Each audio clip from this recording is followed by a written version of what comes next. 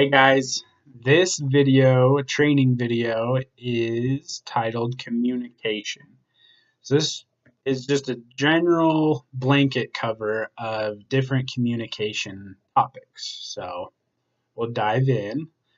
First, I wanted to talk about our ideal customer, meaning like the perfect customer for WindowWorks. Um, Believe it or not, everyone is not the perfect customer for WindowWorks.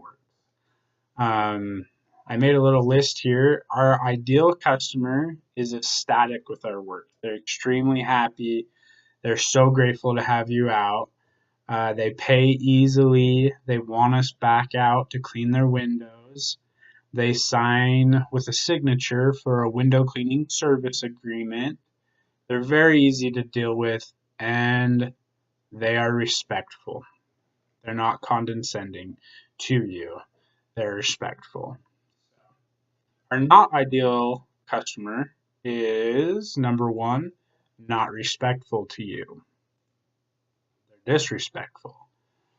They have you touch up way too many windows. Anything over 3 windows, I would say, is being picky.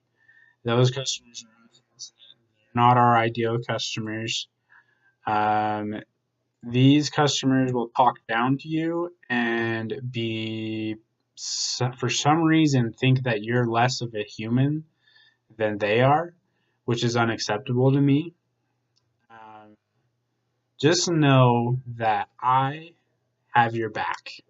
So these kind of clients that are not our ideal customers, we turn them loose.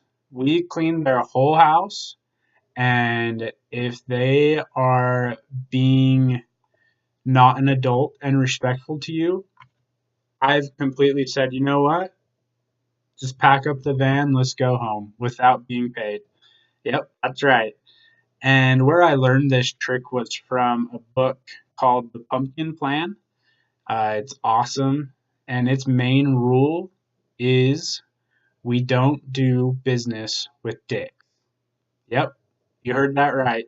We don't do business with dicks. Yep, I love that book. It's really given me liberation from these customers we don't want to be doing business with.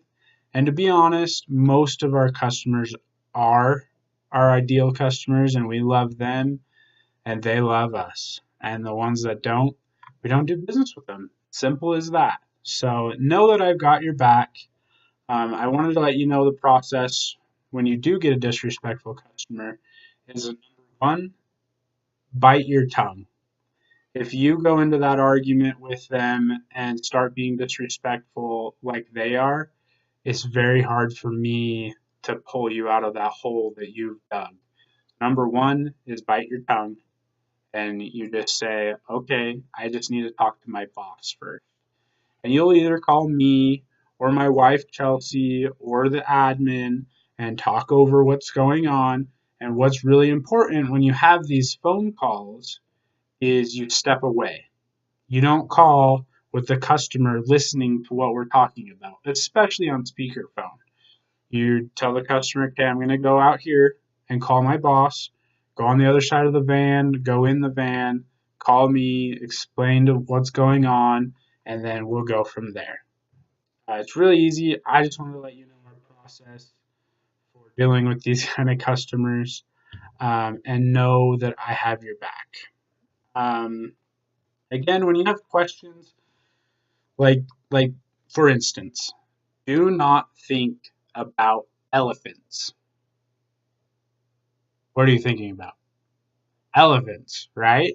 So that's how it is with the customers. When there's a concern or contention in any way, um, and you call it, it just step away so the customer can't hear you talking, and then we'll figure out the appropriate solution. Another communication, if you're working with another person on the job, you don't need to go find them around the house. Just call them and ask them your question and just work together.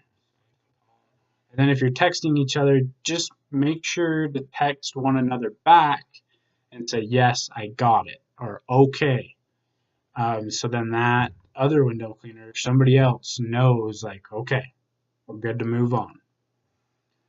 Sometimes neighbors will come over for bids. These are very important. Drop what you're doing. The window you're cleaning right now is less important than the lead that just came over to talk to you. So drop what you're doing. Look at the price of the house you're cleaning right now and see if it's comparable to that neighbor's house. And a lot of times they look almost cookie cutter exactly the same, and then bid it exactly what your bid is or higher. When in doubt, bid it higher because I don't like to lose money. So you can just let them know right there, hey, this is what your estimate is. You can go walk around the back side of their house to make sure it's not a wall of windows, just to make sure you're bidding it. And again, when in doubt, just bid it higher so we make sure we don't lose money on the deal.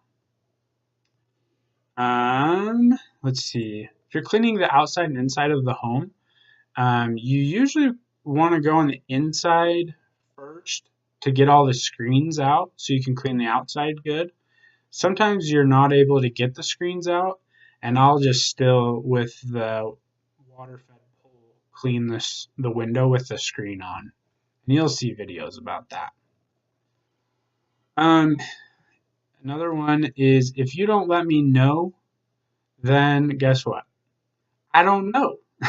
It's simple as that.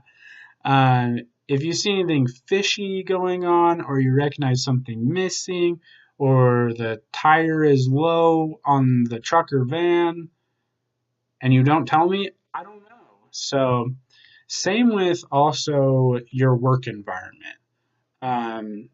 Say you're stressed out, or say whoever you're working with, you're just not working out together, and it would be nice to improve that relationship or get a new partner. Or if you're working in the business and you notice a serious kink in the hose of my business that I can't see, I want you to let me know so I can help improve the business for the both of us. Time off, we talked about it a little bit in the videos. When you submit your time off, also give the reason why you need time off. This needs to be covered. Be available, meaning specifically what I mean here is take your phone off vibrate when you're working for me and turn it on so you can get phone calls and you can get text messages.